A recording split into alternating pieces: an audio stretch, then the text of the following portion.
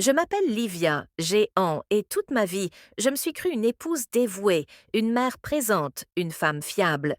Mon mariage n'était pas parfait, mais il était stable, prévisible, sûr, une maison bien rangée, une routine bien définie, un mari bienveillant mais distant. Nous étions devenus des colocataires polis plutôt que des partenaires de vie. Nous partagions un toit. Nous avions élevé notre fils ensemble. Mais la flamme qui nous unissait s'était éteinte depuis longtemps, ou peut-être s'était-elle lentement éteinte, sans même que nous nous en rendions compte. Je me disais que c'était normal, que c'était comme ça pour tout le monde, que l'amour change, que la passion s'éteint. Pourtant, en moi, il y avait un vide, un pincement silencieux comme une pièce fermée depuis des années, pleine de poussière et de nostalgie. Matteo, notre fils, venait d'avoir 21 ans.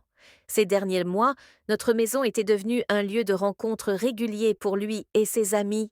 Chaque week-end, les rires résonnaient, la musique était forte, les bouteilles s'entrechoquaient. Cela ne me dérangeait pas. En fait, le voir heureux me procurait une étrange paix. Mais parmi tous ces garçons, il y en avait un que je ne pouvais ignorer. Léon, grand, cheveux blonds en bataille, un sourire désarmant et une façon de parler qui mettait tout le monde à l'aise et poli, toujours disponible.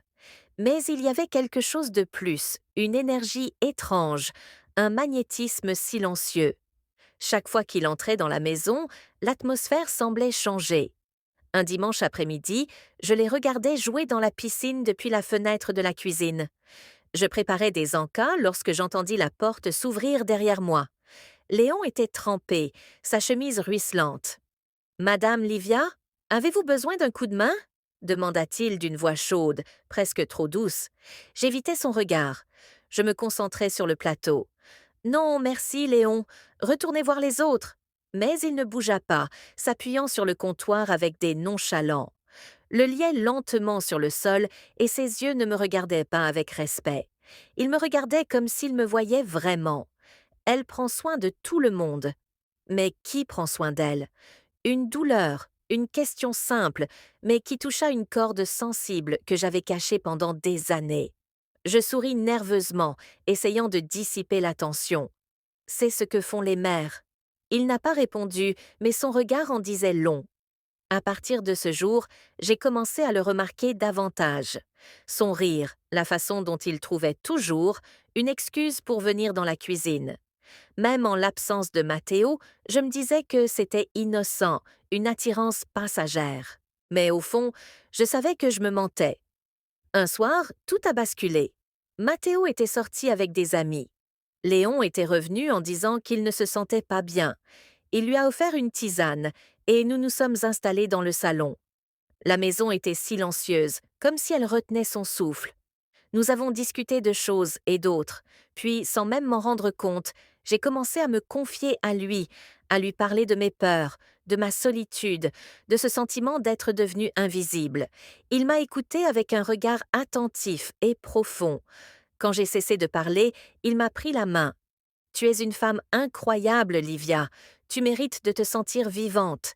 Et avant que je puisse répondre, il m'a embrassée.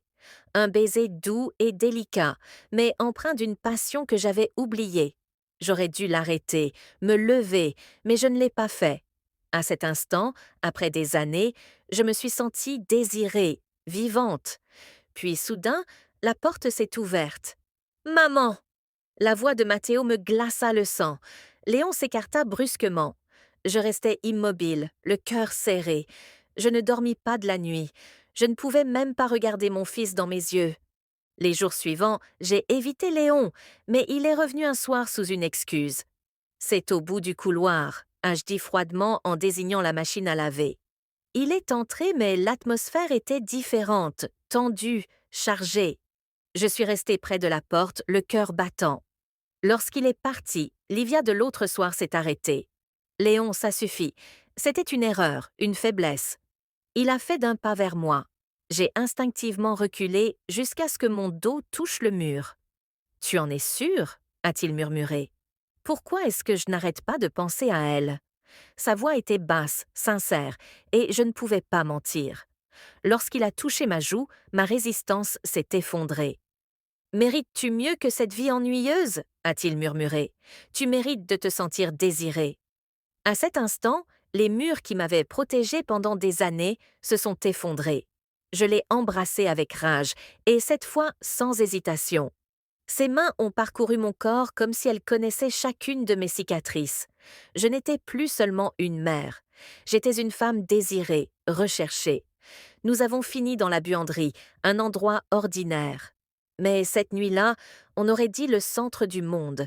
Ces caresses, ces murmures effaçaient toute pensée, chaque culpabilité, chaque devoir. Il n'y avait que nous dans l'obscurité, dans l'impulsion, dans le besoin. Quand tout fut terminé, nous sommes restés silencieux. L'euphorie a cédé la place à la honte. Je ne pouvais pas le regarder, je ressentais le poids de chaque geste. Cela ne doit plus jamais se reproduire, murmurai-je, mais je savais qu'il était déjà trop tard. Monsieur